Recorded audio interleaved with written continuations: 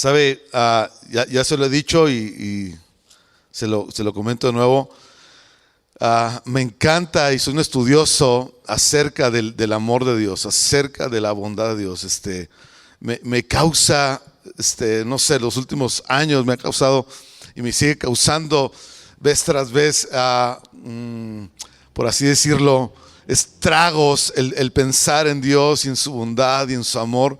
Que pasa una semana y yo ya pensé en algo y siento que me golpeó tan fuerte, en el sentido de que me conmovió, me dobló tan fuerte, que pienso que me estoy recuperando de eso apenas y viene otra cosa a mi mente, vienen otros pasajes, otras ideas y pensamientos y me vuelve a golpear tan fuerte y tan que me derriba de nuevo y mi corazón queda doblado otra vez. De verdad, siento, no sé, estoy como una temporada donde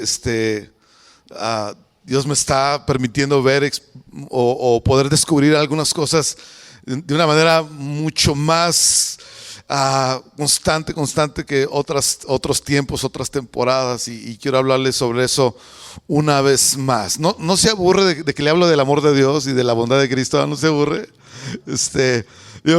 Yo digo, es que vamos a estar en el cielo un día y el cielo va a ser el despliegue absoluto, pleno, completo de la bondad y el amor de Dios en nosotros y sobre nosotros. Amén. Sí, y eso va a ser una cosa, ¿verdad? Que tomaremos una eternidad completa para poderla entender, comprender, asombrarnos, ¿verdad? Y yo digo, mejor vamos a prepararnos, entre mejor preparados estemos para llegar a ese lugar o a esa condición de eternidad, mucho mejor, ¿verdad? Y creo que aquí solamente tenemos algunas probaditas y por eso estudiamos la palabra de Dios. Lucas capítulo 15, versículo 11 en adelante.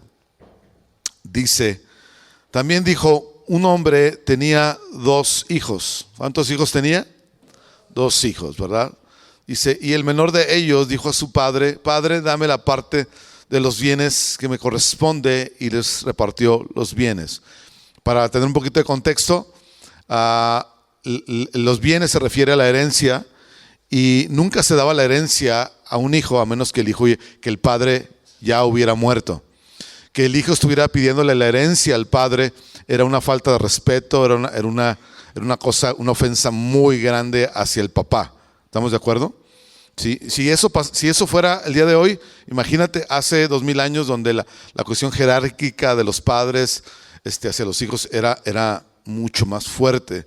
Entonces ya esto es sorprendente, que el hijo está ofendiendo al padre pidiéndole que le dé la herencia sin haber muerto. Es decir, no quiero saber nada de ti, papá. Yo quiero mi dinero, quiero la parte y me quiero largar, me quiero ir, quiero hacer mi vida, quiero tener mi propia libertad, etc. Versículo 13. No muchos días después, juntándolo todo, el hijo menor se fue lejos a una provincia apartada y allí desperdició su herencia o sus bienes viviendo perdidamente, o sea, despilfarrando todo. Cuando lo hubo malgastado, vino una gran hambre en aquella provincia y comenzó a faltarle que comer, ¿sí? ¿Cuántos han descubierto que cuando la vida se pone un poquito compleja, uno entonces se vuelve un poquito más sensible y menos duro? ¿Sí? ¿Se han dado cuenta de eso? ¿Verdad? Eso le pasó al muchacho. Iba, ¿verdad?, con el pecho hinchado, iba con el dinero y con toda la actitud, con su buena herencia. Dijo, voy a hacer mi vida, es mi libertad. Y ahí va, y pues como suele pasar, ¿verdad? El dinero se le acabó más rápido que de volada. ¿Sí saben qué es eso, verdad? O sea, más rápido de lo que pensaba, se acabó el dinero. Y entonces la cosa se puso difícil. Dice, y se fue, versículo 15, y se arrimó a uno de los ciudadanos de aquella tierra, el cual le envió a su hacienda para que apacentase cerdos. Ya conmigo, cerdos. Para un judío, apacentar cerdos es la cosa más humillante y más horrible que le puede pasar. Porque un judío y un cerdo, por términos de la ley del Antiguo Testamento, no tenían relación. Ni tocarlo, ni comerlo, ni de chiste, etcétera, etcétera. Por cierto, déjenles cuento una anécdota a forma de chiste. Nuestro amigo Ramín Parza, él le comparte a judíos y a iraníes, a gente musulmana y a gente que vive mucho bajo la ley mosaica y otras leyes del Medio Oriente. Y dice que cuando una vez le estaba compartiendo a una familia judía, eran como 6, 7 personas, y le estaba compartiendo a ellos, y dice que, no me acuerdo bien los detalles, pero dice que los judíos comenzaron a confesar que habían comido puerco a escondidas. Dice que él estaba orando y se empezó a reír porque así como que, chinos, que sí, he comido puerco escondidas muchas veces, ¿no? Se me hizo muy chistoso porque los judíos no son así súper derechos en cumplir la ley y no salirse de ahí, etcétera, etcétera, ¿no? Y era muy chistoso oír esa parte, ¿no? Muy bien, seguimos. Y aquí estaba, la cosa estaba muy, muy difícil, ¿verdad? Ya la caída era muy grande para este muchacho. Versículo 16, y deseaba llenar su vientre de algarrobas que comían los cerdos, pero nadie le daba, o sea, de los desperdicios. Imagínate el grado de bajeza o de humillación al que había caído este muchacho después de vivir en la hacienda, en riqueza, etcétera, ¿no? El hambre era más fuerte, que quería comer lo de los cerdos. Versículo 17, y volviendo en sí dijo, ¿cuántos jornaleros o cuántos trabajadores en casa de mi padre tienen abundancia de pan o de comida? Yo aquí muriéndome de hambre. Yo pudiera estar comiendo muy bien, yo aquí estoy padeciendo el hambre. 18, me levantaré e iré a mi padre y le diré, Padre, he pecado contra el cielo y contra ti. Ya no soy digno de ser llamado tu hijo, hazme como a uno de tus jornaleros. Lea conmigo el versículo 19. Dice, ya no soy digno de ser llamado hijo tuyo o tu hijo. Sí, ese era el pensamiento principal o la idea principal en la mente y en el corazón de este muchacho. Yo ya no soy digno de ser llamado hijo tuyo o tu hijo. Sí. Dice, hazme como a uno de tus jornaleros, o sea, trátame como a uno de tus trabajadores. Como hijo es imposible, yo ya la regué, yo ya fracasé, yo ya eché a perder todo, lo mucho, lo poco que yo tenía, lo malgasté y fui un desastre con mi vida. Versículo 17, y volví, no, eso ya lo leí. Versículo 19, ya no soy digno de ser llamado tu hijo, hazme como uno de tus trabajadores. Levantándose vino a su padre, y cuando aún estaba lejos, lo vio su padre. ¿Qué hizo el padre cuando lo vio de lejos? Lo vio y fue movido a misericordia. ¿Y qué más hizo el padre? Corrió y se echó sobre su cuello, ¿verdad? Y esperó a que le diera una explicación de lo que había hecho, ¿verdad que sí? No, ¿qué hizo el padre aparte de correr? Lo abrazó, echó a su cuello y lo besó. En el mundo antiguo, que un padre hiciera eso era visto de una manera no correcta, porque para empezar un padre usaban vestidos largos. Imagínate para correr. Era complejo, ¿sí? Y no era propio de alguien en su jerarquía como padre, ¿sí? Pero más el padre en ese sentido rompe el protocolo cultural, por así decirlo, y corre hacia el muchacho, se le cuelga el cuello, y después de estar colgado el cuello, ¿qué hace? Lo besa y lo besa y lo besa. Muy bien. Dice, y el hijo le dijo, Padre, he pecado contra el cielo y contra ti, y ya no soy digno de ser llamado tu hijo. No voy a meterme ahorita el detalle, pero probablemente la semana que entra voy a hablar acerca de lo que es el pecado y voy a explicar una definición y cómo eso tiene que ver con nuestra identidad. Pero pecado aquí es una cosa importante, ¿sí? Y como lo vamos a estudiar la semana que entra, nos va a ayudar a definir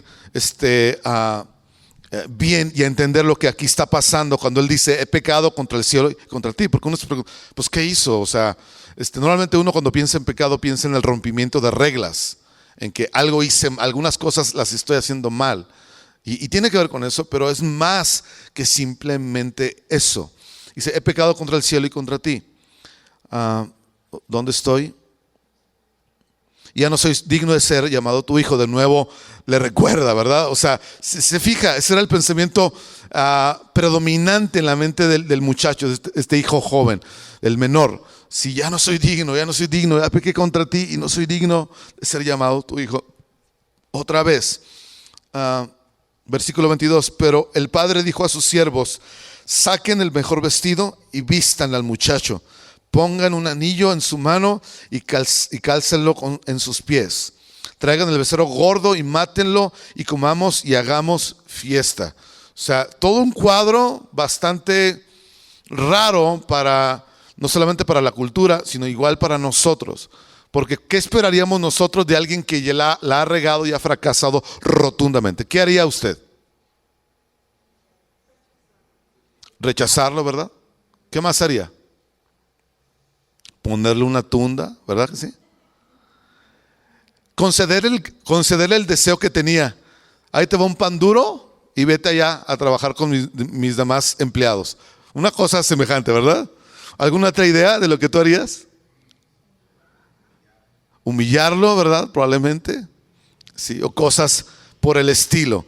Pero el cuadro es completamente diferente porque lo manda a vestir, le quita la ropa vieja y andrajosa, seguramente lo baña, le da un anillo que representa autoridad, le da el calzado que tiene otra simbología y hace matar al becerro más gordo. Y el becerro más gordo en una familia judía representa una parte importante de la economía. ¿Sí? Imagínate, ya le había dado una parte de la buena economía al darle la herencia, cual ya era una cosa estratosférica, pero aparte manda a matar el becerro gordo, lo cual representaba una cosa importante en la economía, ¿sí? de la familia. Entonces, el papá está haciendo algo que nadie esperaba, ¿sí? que hiciera, y es asombroso. Dice, porque, versículo 24, porque mi hijo muerto estaba y ha revivido, estaba perdido y ha sido hallado, y comenzaron a regocijarse. ¿Cómo estaba el hijo?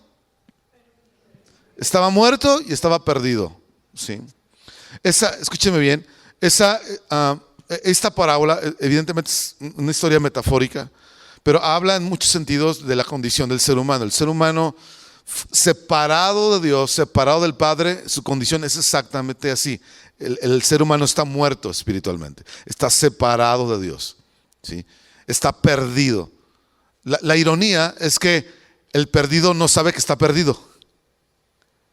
La ironía es que el pecador no sabe que es pecador. La ironía es que el que está muerto no sabe que está muerto. ¿Cuántos se han dado cuenta que un muerto sabe que está muerto?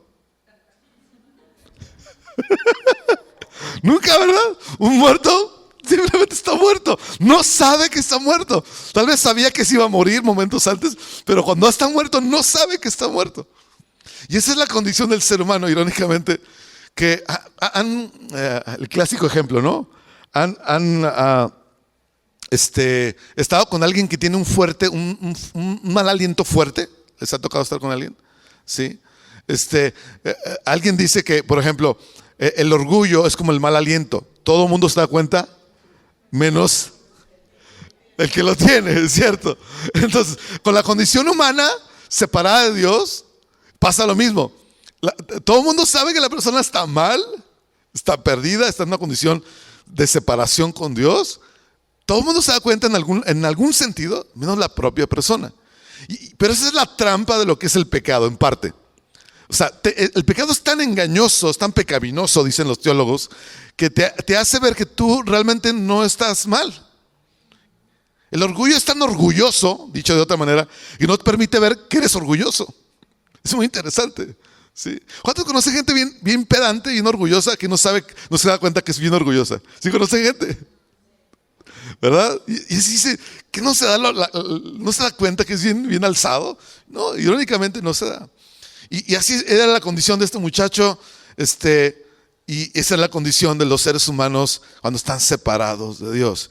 Y dice, se comenzaron a regocijar, versículo 25. Y su hijo mayor estaba en el campo. Estaba en la época antigua, el lugar de trabajo principal era en el campo, era en el ganado, eran en las siembras, etcétera, en los granos, etcétera. Y cuando vino y llegó cerca de la casa, oyó la música y oyó las danzas. O sea, la fiesta estaba en serio, ¿sí? Y llamando a uno de los criados le preguntó qué era ese escándalo, lo que estaba pasando. Él le dijo: tu hermano ha venido, tu hermano menor, y tu padre le ha hecho matar al becerro gordo por haberle recibido bueno y sano, vivo y sano. Entonces, ¿qué hizo el hermano mayor? Se enojó y no quería entrar a la casa, estaba molesto, no le gustó lo que el papá hizo, ¿verdad? Y seguramente en su mente había reclamos: ¿por qué mi papá hace eso? Si a mi papá le quitó la herencia sin haber muerto, ¿por qué mi papá tiene la paciencia? ¿Y por qué ahora le está hasta festejando? Porque ahora regresó, ¿verdad? Y seguramente había muchos reclamos en su mente acerca del cuadro que estaba sucediendo o de la actitud del padre. Dice: entonces se enojó y no quería entrar. Salió por tanto su padre y le rogaba que entrase. Hey, le está llamando: ven y entra, únete a la fiesta, únete al sentir, únete a lo que estoy haciendo por tu hijo. Mas él, dice el versículo 29, respondiendo dijo al padre: he aquí tantos años te he servido, no habiéndote desobedecido. ¿Cuándo había desobedecido? ¿Cuándo? Nunca, jamás. Dice: y nunca me has dado un cabrito, ¿verdad? Para gozarme con mis amigos, hacer fiesta con mis amigos. Pero cuando vino tu hijo, que ha consumido los bienes o la herencia con prostitutas, has hecho matar para él el becerro gordo. Y el reclamo estaba siendo más fuerte, más duro, ¿verdad? Yo aquí que me he sobado la espalda trabajando, siempre he sido muy obediente, siempre he cumplido con lo que tú me pides, y a mí ni siquiera me has hecho un cabrito, algo más pequeño, no el becerro gordo, para hacer fiesta y tener un buen rato con mis amigos, ¿verdad? Y el reclamo estaba subiendo de tono.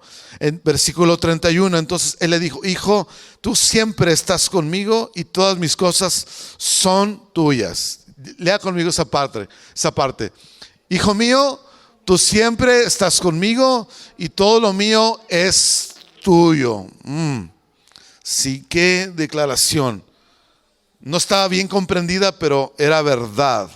Versículo 32 dice: mas era necesario hacer fiesta y regocijarnos, porque tu hermano era muerto y ha revivido, se había perdido, sí, y ha sido hallado. Quiero hacerte un par de preguntas. ¿Crees que el amor del padre al hijo menor, al que se fue y despilfarró la herencia, era más de lo que ese muchacho necesitaba?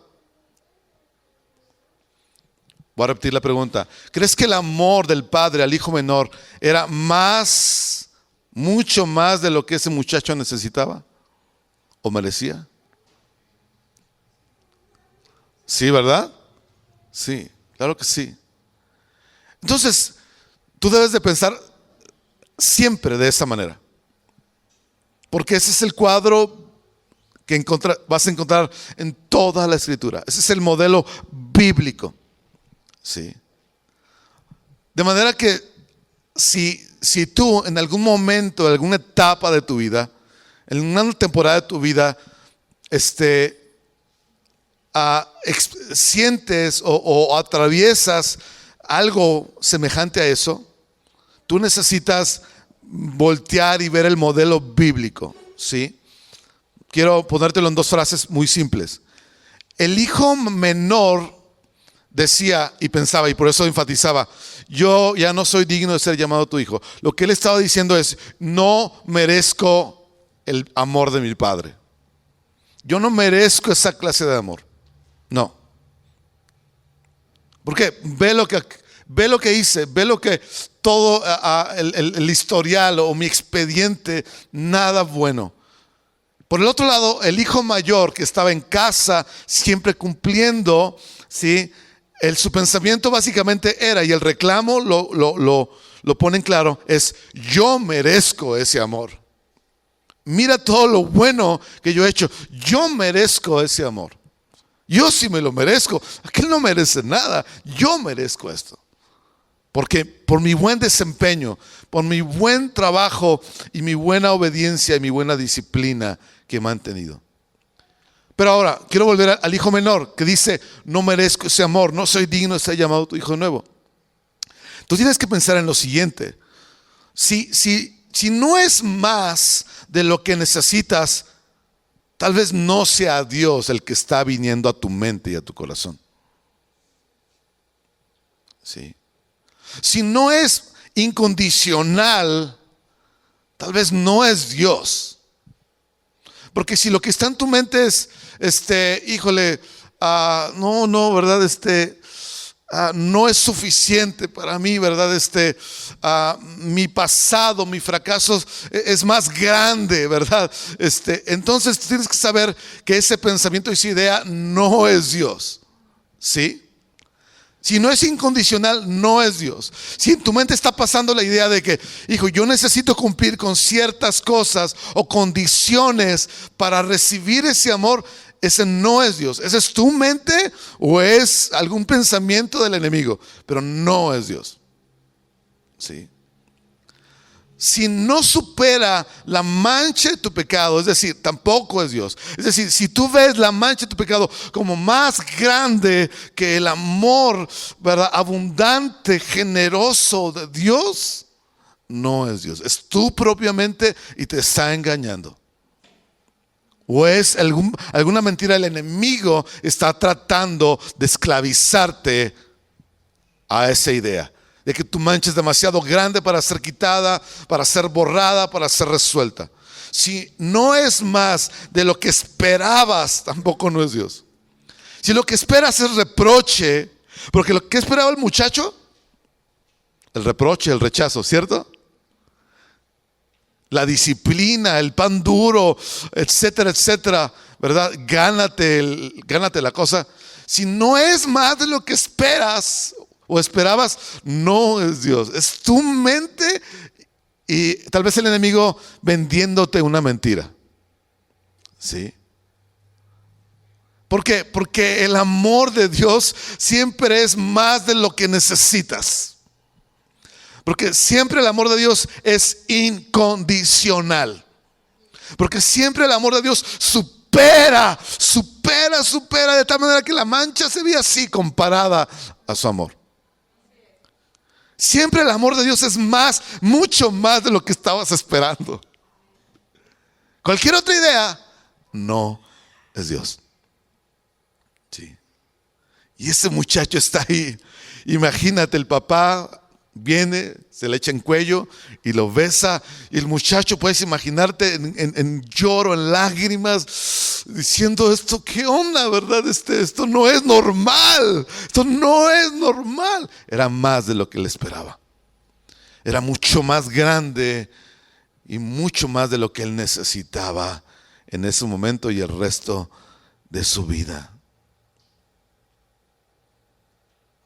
¿Sabes? Las dimensiones, a lo mejor no sé si está bien dicho, pero voy a soltar esta idea. Las dimensiones se miden en dimensiones. Por ejemplo, si mides un río en relación a un arroyo, sentirás que, ¿verdad?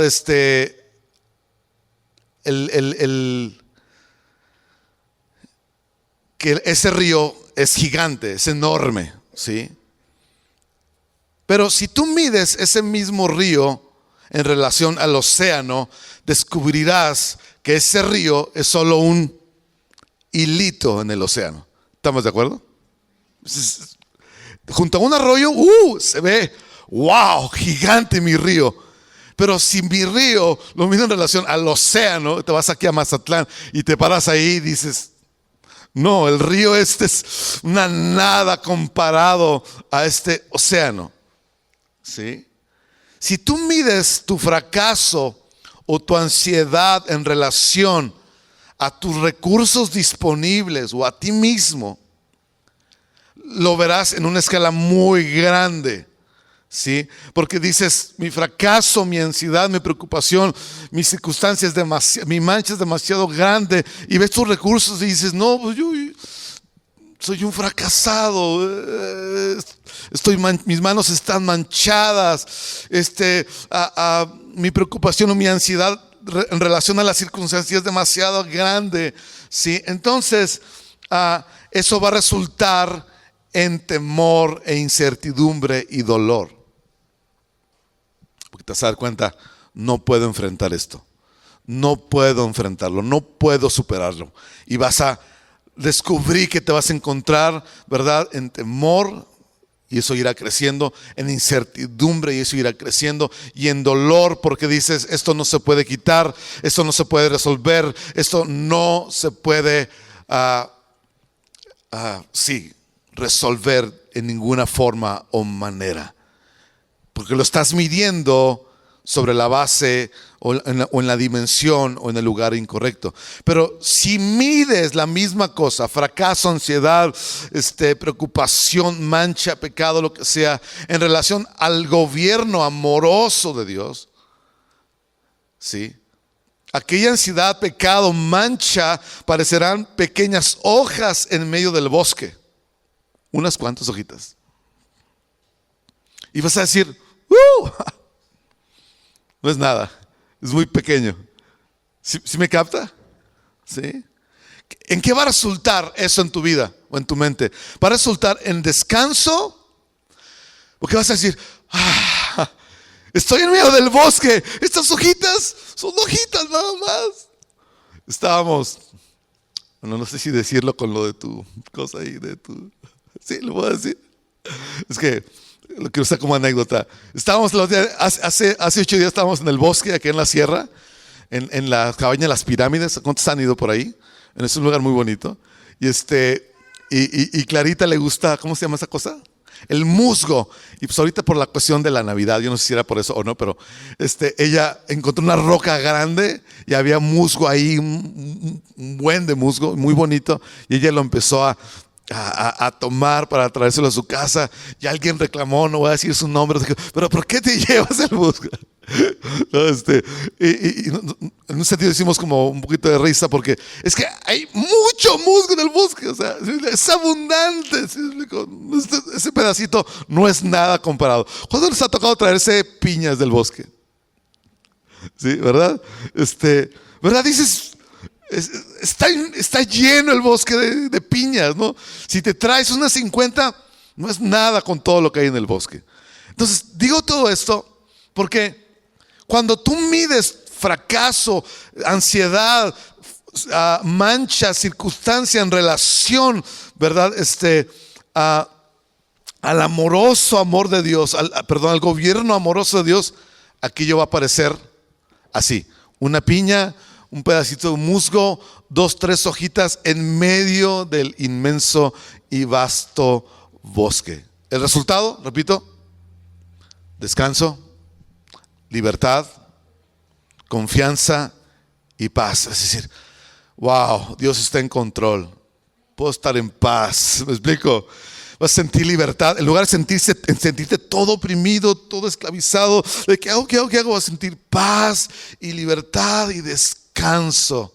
Porque dices, Él está en control, y esto no es nada comparado al océano y el inmenso bosque en el que me encuentro en Dios, en nuestra vida. Amén. Ahora, si tú sientes que estás respirando culpa, vergüenza, ansiedad, miedo, rechazo o cualquier mentira del enemigo, si sientes que estás respirando algo de eso, es porque probablemente te saliste del océano de gracia y amor de Dios. ¿Qué pasa cuando un pez lo sacas de su hábitat natural, que es el océano, el río? Empieza a respirar oxígeno, que no fue creado para respirar oxígeno, sino la clase de respiración que tiene solamente dentro del agua. ¿Sí? No sé cómo se le llama eso. ¿También se llama oxígeno o no? ¿No, verdad? ¿En el agua? ¿Sí? Bueno, Déjame decirte algo. Tú fuiste creado para ser amado y para amar. En el contexto de Dios a través de Jesús. Cuando yo me salgo de ese océano, en el contexto del cual yo fui creado, y empiezo a respirar, ¿verdad? Toda esa clase de cosas, culpa, vergüenza, miedo, rechazo o cualquier mentira, entonces es porque yo ya me salí del lugar donde yo debo estar. Y me empiezo a ahogar. Y me empiezo a poner mal. Porque yo estoy respirando aquello, pero no es porque aquello sea complejo. ¿Verdad que un pez mientras está dentro del agua, verdad que puede pasar cualquier cosa fuera del agua y el pez va a estar completamente sano y bien? El problema no es que sea una amenaza lo que está afuera. El problema es que yo me salgo del lugar donde yo pertenezco. ¿Sí? ¿Sabes? El problema no es el pecado, el problema no es la mancha, no es la vergüenza, no es la culpa, y aunque eso se puede sentir muy fuerte, pero realmente no es un problema para Dios. El problema se convierte cuando yo me salgo del lugar y saco mi corazón de la posición donde debe estar, que es dentro del asombroso amor de Dios. ¿Está conmigo? Ahí comienzan las dificultades. Es decir, yo necesito volver al océano y hundirme en el profundo amor del Padre otra vez. ¿Qué le pasó a este chico, a este hijo menor? Se sale de la casa del Padre, de ese amor donde él vivía, de ese contexto, de ese ambiente de gracia y amor. El muchacho sale con la idea y con la bandera de mi propia libertad, mi propia vida. Se empieza a ahogar. Tarde que temprano empieza a respirar todo lo que los seres humanos respiramos fuera del amor de Dios. Sí. Afortunadamente el muchacho vuelve y se echa el clavado. ¿Me explico? Esperaba lo peor, pero recibió aún mayor gracia. ¿Me explico? Pero volvió al lugar donde pertenecía y pone y posiciona su corazón ahí, y de nuevo vuelve a la vida. Entonces, este profundo amor de Dios es el único lugar donde se puede realmente vivir y ser libre. ¿Sí? Es el único lugar donde el enemigo no podrá asfixiarte. ¿Sí? ¿Quieres darle capacidad al enemigo? Ten en cuenta, quien se la da, soy yo. Porque fuera del amor del Padre, yo le estoy dando la capacidad al enemigo de asfixiarme. Y de ponerme la mascarilla de miedo, de temor y de ansiedad y de rechazo y de un montón de cosas aquí. Y yo empiezo. Pero la capacidad se la doy yo cuando yo escojo salirme y sacar mi corazón de la posición del amor de Dios y empiezo a salirme a la superficie. Y el enemigo, créeme, el enemigo va a aprovechar la oportunidad. No se la des. ¿Ok? No le des la posición de tu corazón al enemigo, porque va a asfixiarte. En el amor, en el profundo amor del Padre, es el único lugar donde la cultura no va a atraparte. La cultura en la que vivimos, en el contexto cultural de los valores que el mundo y la cultura tienen como hermosos, preciosos o valiosos, ¿sí? No va a atraparte si estás en el amor del Padre y te mantienes ahí.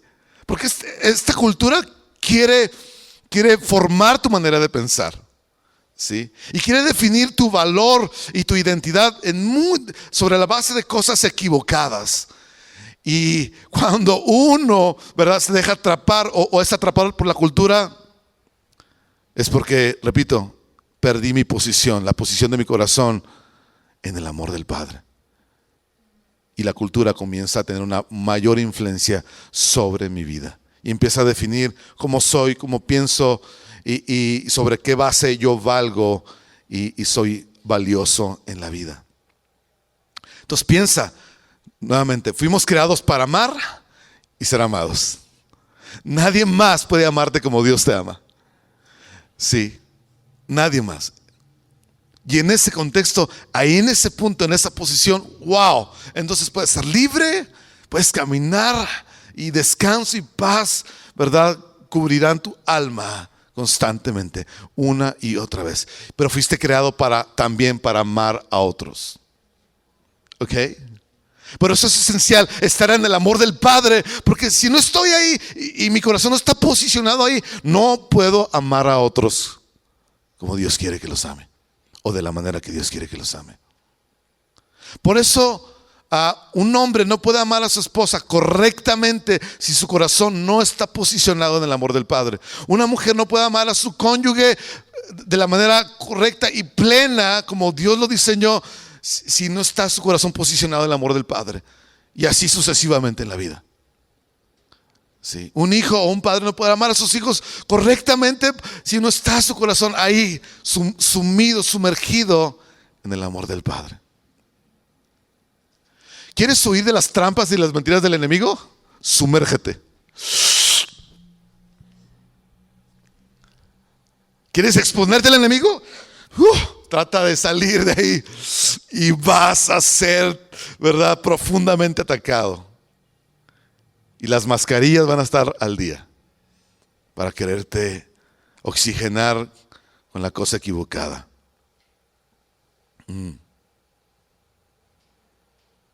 Entonces, ¿cómo se ve todas esas cosas que nos pasan en la vida con las cuales luchamos frente al amor del Padre? ¿Verdad que se ven así? ¿Verdad que se ven chiquitas? Pero uno necesita estar ahí. Fuera de eso, uno las ve demasiadas grandes. Sí.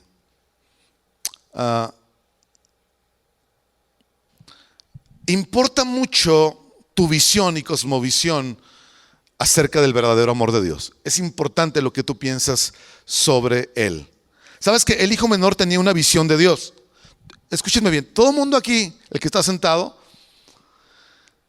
es un teólogo. ¿Sabes que eres un teólogo? ¿Qué es la teología? ¿O qué es ser teólogo? Tú tienes una idea de qué es Dios y cómo es Dios. Sea que seas estudioso del libro, de la Biblia o no, tú ya eres un teólogo por default. Todo el mundo aquí tiene una idea acerca de Dios. Entonces, en ese sentido, todo el mundo es un teólogo. El hijo menor tenía una visión o una idea de Dios. Su visión era que el amor de Dios era pequeño o insuficiente comparado a lo grande de su fracaso, de su vergüenza y de la culpa de su pecado. Decía, no soy digno. El amor de Dios no es suficiente. Lo que yo merezco es esto. Yo no lo merezco. Esa era una visión que él tenía. Eso estaba definiendo o estaba a punto de definir cómo se iba a relacionar con el Padre, por la visión o comprensión que tenía del amor de Dios. Y es muy importante lo que tú pensamos acerca de Dios y lo que Él piensa acerca de nosotros. ¿Sí? Y estaba casi por destruir completamente su vida e impedirle acercarse, volver al Padre, porque él decía, no soy digno, yo como un trabajador, pero el hambre le ganó. Sí, el hambre le ganó. Ojalá tengamos suficiente hambre como para que nos gane y nos haga volver a Dios en la vida. El hijo mayor tenía una visión semejante. Su visión era que el amor de Dios también era pequeño e insuficiente comparado, pero a lo grande de su propio esfuerzo, servicio y sacrificio. Decía, no, mira todo lo que yo he hecho, mira lo bien que he trabajado, mira lo bien que me he esforzado, ve todo el sacrificio, todo el servicio que te he dado, Dios, que te he dado, Padre. Y hacía parecer que el amor del Padre era demasiado pequeño, insuficiente. Él necesitaba más. Sí. Ahora, en lo que tuvo razón el hijo mayor es que él dijo, oye, porque a este le haces fiesta, le haces un gran alboroto haciendo lo que él hizo. En eso tuvo razón. Porque le estaba diciendo al padre, estás siendo exagerado en tu trato con el hijo. Estás siendo demasiado bueno con mi hermano menor. En ese sentido tenía razón. El padre estaba siendo, ¿verdad?, pródigo. Estaba siendo despilfarrador en su amor hacia con el hijo menor. En eso sí tenía razón. Fuera de eso no. Sí. Ahora, el hijo mayor debió haber sido quien fuese a buscar a su hermano menor. se esperaba que el hijo menor, el que se quedó en casa, fuera en busca del hermano perdido, el que estaba como muerto. Sin embargo, no lo hizo. ¿Por qué? Simple, porque no entendía este hijo mayor, el cumplidor, no entendía el amor del padre ni estando dentro de su casa. Y ese es el gran punto, ¿sí? Porque uno puede ser una persona moralmente derecha, lleva su vida ahí más o menos, ¿verdad? O estando dentro de un contexto de una iglesia como esta, donde, ¿verdad?, estoy aprendiendo y yo estoy tratando de caminar en lo que estoy aprendiendo, cosas semejantes, pero sin realmente entender y comprender cómo es el amor de Dios, cómo y las dimensiones que el amor del Padre tiene. Este muchacho estaba dentro de casa, toda su vida la vivió ahí y no entendía, no comprendía bien el amor del Padre. Y en ese sentido estaba tan extraviado y tan lejos del Padre como el hijo menor que se había ido lejos, lejos, lejos. Sí. Y ese es un gran peligro, una trampa en la que todo mundo podemos caer. Y es importante por eso comprender cómo es el amor de Dios, tener la visión correcta, ¿sí?, y bíblica de quién es Dios y cómo es Dios, ¿sí? Y este hermano mayor no salió a buscarlo por no entender este amor, ¿sí? Eso explica en parte porque pensó que era exagerada la demostración del amor del padre hacia su hermano. En lugar de darle gusto, papá, qué emoción, qué padre que lo está recibiendo, qué emoción que mi hermano está en casa, cómo lo extraño, vamos a jugar otra vez al chinchilagua y él brinca tu burro, o a cazar, o yo no sé qué cosa, me explico, qué emoción que esté en casa, ¿verdad? Qué padre, cómo lo echaba de menos. El hermano mayor estaba molesto, estaba enojado. No comprendía lo que el padre estaba haciendo a favor de su hermano menor. Wow, eso me conmueve tanto. Sí. Por eso no fue a buscarlo. ¿Sabes que los que somos hermanos mayores batallamos mucho en alegrarnos por los triunfos de otros? ¿Sabes que los hermanos mayores batallamos mucho en ir y alcanzar a otros para Cristo? En ir a rescatar e ir por los hermanos menores que aún están muertos y están lejos de casa. Sí. Tal vez no lo decimos, ¿verdad? Pero la vida, como funcionamos, nos damos cuenta y nos vamos descubriendo que tenemos más del hermano mayor del que imaginábamos. Muchos de aquí nos consideramos hermanos menores, de los que hemos regado y que el fracaso y que la mancha y que, ¿verdad? Etcétera, etcétera. Pero los hermanos mayores, hay mucho más de eso en nosotros de lo que imaginamos.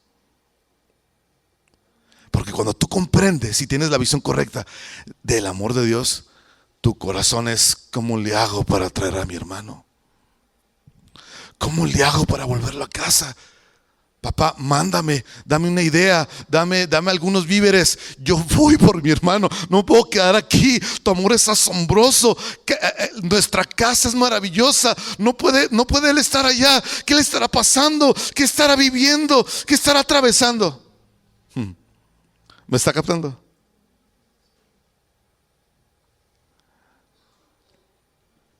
Y es esencial por eso de darnos cuenta cómo es el amor de Dios. Y cuando ves a alguien venir a los pies de Cristo, cuando ves a alguien que está comenzando a conectar con Dios, con la palabra de Dios, te emociona y dices: qué padre, y a ver cómo ayudo yo, cómo le hago. Por eso Chan, lo que nos compartía la semana pasada acerca de lo que le pasó a él y a su familia, ¿verdad? Me sigue conmoviendo tanto porque, wow, o sea, yo veía a este hombre tronado, ¿verdad? Perdido, muerto, separado de Dios. ¿Y cómo le hago? ¿Me explico? ¿Y cómo ayudo? Porque dices, necesita ver el amor de Dios. El amor de Dios es asombroso, es maravilloso. Sí, y no hay cosa que no quepa en su amor, que su amor no supere, no pueda vencer. ¿Sabes por qué Jesús vino a buscar a sus hermanos y a su familia? ¿Sabes por qué? Porque entendía el amor del Padre. Venía del Padre. Y Jesús, como el hermano mayor, vino y nos buscó, ¿verdad? Vino y nos halló, porque Él entendía ese amor que es exuberantemente generoso y abundante. Y dijo: Padre, yo voy, mándame. Yo pongo mi vida por ellos. Yo pongo mi pellejo. Y si tengo que morir en una cruz y tengo que soportar el dolor y el odio por causa del pecado, yo lo hago. Pero yo no puedo quedarme aquí sentado. Mándame a mí. Y vino por nosotros. El verdadero hermano mayor vino y nos rescató. ¿De dónde vino eso? De la comprensión de que Dios y su amor son asombrosos. Sí. Y resulta en cómo doy mi vida a favor de otros. Wow. Qué emoción, ¿no? Sí. ¿Sabes que al hijo menor su sistema de libertad falló? Y eso, una buena parte de la sociedad es así, ¿verdad? No quiere nada con Dios, yo soy libre, ¿verdad? Yo no mido mi vida por nada ni por nadie, ninguna cosa, ¿verdad? Y con la bandera de su propia libertad. Y normalmente eso falla, fracasa tarde que temprano. El hijo mayor, su sistema de disciplina, perfeccionismo y logro fallaron. Toda su vida y toda su identidad en uno estaba basado en su propia libertad, autolibertad, autosatisfacción. El otro, toda su identidad estaba basado en su propia disciplina, perfeccionismo y logro, pero también fallaron. El evangelio no es ninguna cosa ni la otra. Sí. No es ni irreligión, dice un autor, ni religión. Ni es inmoralidad, ni es moralidad. El evangelio es: Dios hizo un hombre y dio su vida por mí. Y fue y murió a una cruz y tomó mi lugar para acercarme y volverme a Él, a la cercanía de su amor, a la belleza de tu amor, de su amor otra vez. Eso es el evangelio. Simple, pero revolucionario si lo comprendes. Porque no es caminar para caminar en mi propia libertad, hallar mi propia libertad y autosatisfacción, ni hallar, ¿verdad? Regulándome a mí, ¿verdad? Sobre disciplinas y logros, ¿verdad? Y perfeccionismo. Porque tarde que temprano al de la libertad se le acaba el recurso y termina comiendo en el lugar que menos hubiera querido. Y al que está basado sobre su disciplina, el día que su disciplina falla o su perfeccionismo no se logra o sus logros no están ahí, empieza la crisis. Y el evangelio no es ni una cosa ni la otra. El evangelio es: hay alguien que es perfecto y dio su vida por ti y por mí. Ven a su amor, ven a su gracia a través de mí. ¿No te parece maravilloso? Es asombroso, es asombroso, porque Él nos acerca a través de Él mismo. Sí, Él nos toma de la mano y nos lleva al amor del Padre, a donde fuimos nosotros, donde fuimos creados con ese propósito. Entonces, tu visión o comprensión de Dios define cómo te relacionas con Él y cómo te relacionas con los demás. Voy a repetirlo. Tu visión o comprensión de cómo es Dios y del amor de Dios va a definir cómo te relacionas con Él y cómo te relacionas con el resto de las personas. Por ejemplo, hay gente que piensa que Dios está fastidiado, está harto de ti. Ya no vengas conmigo. Ve todo lo que has hecho, ve todas las fallas que tienes, ve todas las regadas y la vuelves a regar. No, sabes que ni te me acerques. Mucha gente tiene una visión que Dios está así o es así. O mucha gente tiene como una visión de Dios, como que Dios, ¿verdad?, está con la vara y la plomada así, de que, ¿verdad?, es por aquí y aguas, ¿no? Así que ni se te ocurra fallar, ni se te ocurra salirte tantito, ¿verdad? Porque cuando entonces te sales de ese parámetro, hay un rechazo y ves a Dios como quien te va a rechazar y no va a aceptarte. Y ya no te puedas acercar. Yo te pregunto, ¿tú te acercarías a alguien que de antemano sabes, tendrías una amistad con alguien que de antemano sabes que es mala onda, que es prejuicioso y que es perfeccionista? Bueno, ¿va que no? ¿O sí? ¿O usted correría a abrazarlo y darle un saludo? ¿O invitarlo a su casa a cenar? ¿Verdad que no? Diríamos, no. ¿Me va a criticar todo en mi casa? ¿Me explico? ¿No te relacionarías con él? Por supuesto que no. Por eso tu visión y comprensión de Dios y de su amor es esencial para que puedas relacionarte correctamente con él. Y si ves a Dios a través de la visión de la Escritura, en este pasaje, como hay muchos más, entonces tú puedes relacionarte correctamente con él. Y si él es un amante de mi alma, es un amante y le encanto y le fascino y se deleita en mí y wow, tiene un placer por amarme. Y es un besucón de primera. ¿Me explico? Y supera todo lo que hay en mí, bueno o malo. Es asombroso. Quiero terminar.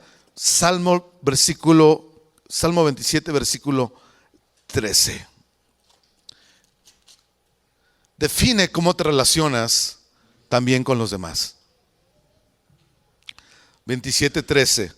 Está el salmista David hablando y dice: hubiera yo desmayado, si no hubiera creído que había de ver la bondad del Señor en la tierra de los vivientes. Este versículo está escrito en un contexto donde David estaba pasándola muy mal. Era un tiempo de tormenta y de mucha injusticia. Pero David supo y creyó que Dios es bueno. Yo veré la bondad de Dios mientras yo viva. Y eso sucedió años después. Pero en ese momento, una temporada horrible de injusticia y tormento, fue muy complejo. Más de lo que los versículos lo dicen. ¿Cómo te relacionas con los demás sobre la base de quién es Dios y lo que piensas de Dios? David sabía, yo sé que Dios es bueno. Es decir, ¿puedo soportar injusticia y puedo soportar tormento humano? Sí, porque sé que tarde que temprano veré a Dios actuar a mi favor. Si tú estás pasando por injusticia, tu visión y comprensión o idea de Dios es esencial. Si tú no sabes que Dios es bueno, vas a decir, me la van a pagar, canijos. Señor, dame paciencia, pero ya, porque me los trueno. ¿Me explico? Porque yo me vengo. O sea, tú no vas a soportar injusticia, no vas a ser paciente, no vas a soportar tormento o una etapa difícil. Vas a querer tomar las cosas en tus propias manos. ¿Sí? Porque no comprendes que Dios es bueno y que Dios va a mostrar su bondad a ti tarde que temprano. ¿Sí se fija cómo es importante tu comprensión y visión de Dios? Eso define cómo te comienzas a relacionar con la gente. Sí. David, ahí mismo en el versículo 27:10, si no me equivoco, dice: aunque mi padre y mi madre me dejen o me abandonen, con todo, Dios, el Señor, me recogerá. Wow. David supo y creyó, Dios es compasivo y tierno, Él me va a recoger. Él es comprensivo, Él no me va a abandonar. Si mi papá o mi mamá me dejan, lo cual no sucedía en la cultura judía, aún así dice David, sé que Dios es compasivo y tierno, Él va a cuidar de mí. Wow. Si él no supiera eso, ¿sí?, estaría lleno de amargura, lleno de resentimiento. ¿Están conmigo? Su comprensión acerca de la compasión y la ternura de Dios y del cuidado de Dios hacia con él definía cómo iba a relacionarse con los demás. No había amargura en su corazón. Cuando pasaron los años y David se enfrentó a sus enemigos y tuvo a su merced para poder matar a todos los familiares de sus enemigos que fueron crueles con él y con su familia, que lo sacaron del reino, que lo expulsaron del país, que lo separaron de su familia. Sí, él pudo ser compasivo. Él pudo ser comprensivo con ellos. Y en lugar de dejarlos morir o vengarse de ellos, Él los perdonó y los hizo acercar, los hizo estar cerca de Él. ¡Wow! ¿De dónde venía eso?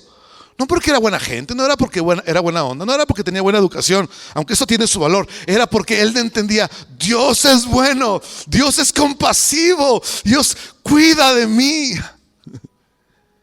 Y ahí, en ese versículo, en esa etapa, estaba solo, lejos de su familia, lejos de su país, lejos de su tierra, completamente solo, en una época de depresión y soledad enormes. Pero fue compasivo, porque dijo: Dios es bueno conmigo, yo puedo ser bueno con los demás. Dios ha sido cuidadoso conmigo, yo voy a cuidar de los demás.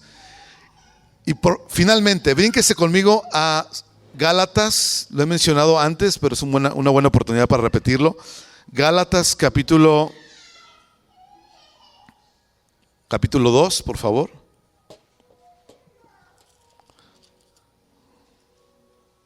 Versículo 11.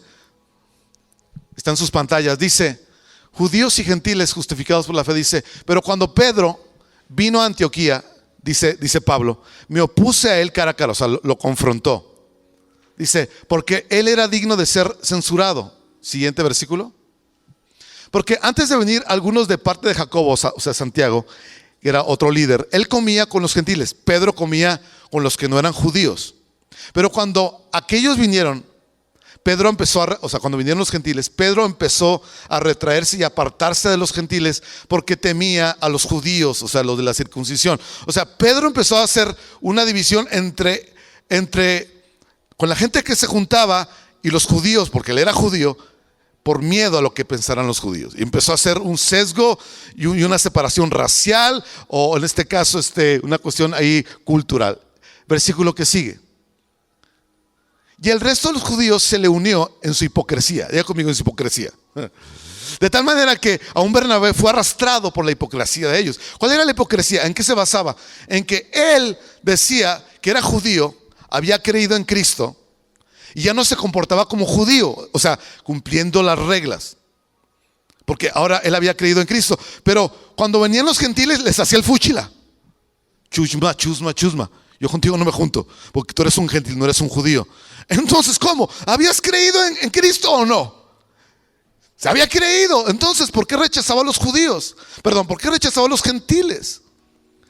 Y había arrastrado a esa hipocresía a algunos. Siguiente, a gente buena, Versículo 14. Pero cuando vi que no andaban con rectitud en cuanto a la verdad de ¿qué cosa? Del evangelio. Hasta ahí. Ahí déjenme el versículo. Cuando Pablo observó que Pedro no andaba caminando de acuerdo al evangelio. ¿Qué es el evangelio? ¿Cuál es la verdad del evangelio? Cristo dio su vida por nosotros, murió y vivió una vida que nosotros no pudimos vivir, para amarnos y darnos un amor que no merecíamos, y nos incluyó y nos trajo de vuelta al amor del Padre. Pedro estaba apartándose y haciéndole el fúchila a los gentiles, a un grupo de personas, por una cuestión cultural y racial, porque había olvidado quién era Dios y lo que Dios había hecho por él a través de la persona de Jesús. Su entendimiento de Dios estaba siendo olvidado. ¿Sabes? Mucha gente piensa: bueno, ¿qué tiene que ver el evangelio con lo que yo vivo todos los días? ¿En qué me afecta? ¿Cómo me define? En todo. En este caso ya lo vimos con David, en épocas difíciles de su vida, y cómo se relacionó con ellos. Pedro y Pablo estaban teniendo una actitud egoísta y racista y de fúchila hacia con gente, sobre la base de una cuestión humana, cultural y racial, o haciendo de lado el evangelio. Y el evangelio dice: yo te amo, yo di mi vida por ti, mereces muerte, pero yo te doy vida, yo te doy mi amor, te traigo de vuelta al amor del Padre. Wow. Entonces, El evangelio, cuando tú comprendes quién es Dios y lo que Él ha hecho por ti, su asombroso amor, define cómo te relacionas con la gente, la que sea. ¿Sí me explico? El que sea va a definir cómo tú tratas a las personas. No cómo ellos te tratan a ti, cómo tú los tratas a ellos, cómo tú te relacionas con ellos. Y es esa visión, esa comprensión de quién es Dios y lo que Él ha hecho por ti y por mí. Y cuando lo comprendes, ¿sabes qué? Afortunadamente Pedro agarró la onda y él supo y creyó que Dios es un Dios de gracia y de amor incondicional y que incluye a todos, gentiles y judíos, judíos y gentiles, todos por igual. Él lo comprendió, afortunadamente. Pero ¿qué tal de nosotros? ¿Cuál es tu comprensión de Dios y de su amor y del evangelio? Porque eso define cada aspecto y cada relación y cómo te relacionas con la gente. ¿Sí? ¿Cómo yo podría ser orgulloso, una persona pedante y orgullosa, cuando yo lo que merecía era muerte y castigo eterno? Y se me dio amor y gracia.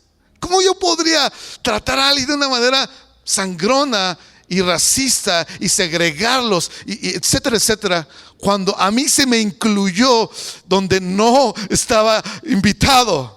Cuando a mí se me besó y se me perdonó cuando yo no merecía perdón. ¿Cómo podría yo actuar con amargura y resentimiento? ¿Verdad que no? Pero cuando comprendo eso y lo que el evangelio y Dios ha hecho por mí, quita todas esas barreras, quita todas esas ideas y me puedo relacionar correcta y bíblica y hermosamente con las demás personas. Sí. Pero es el resultado de esta comprensión. Por eso es esencial. Ve el amor de Dios. Descubre el amor de Dios. Yo ahorita leí solamente el pasaje de Lucas, pero es toda la Biblia. Toda la Biblia.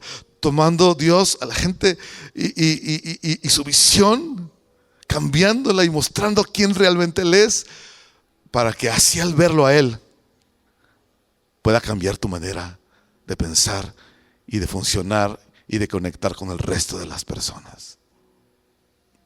Amén. ¿Sí? ¿Le ayuda lo que estoy hablando? ¿De veras, de veras?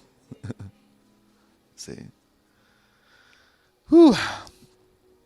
No dejaré de amar, perdón, no dejaré de hablar del amor de Dios sobre nosotros, del deleite que Él tiene, de su comprensión. Hace ya algunos meses, hablando acerca de esto mismo, termino con esto.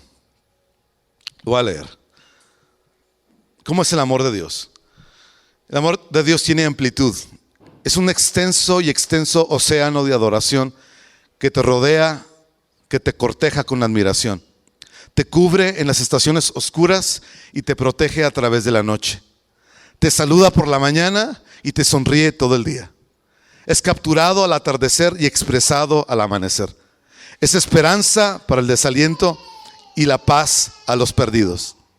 El amor de Jesús tiene longitud, va a la distancia.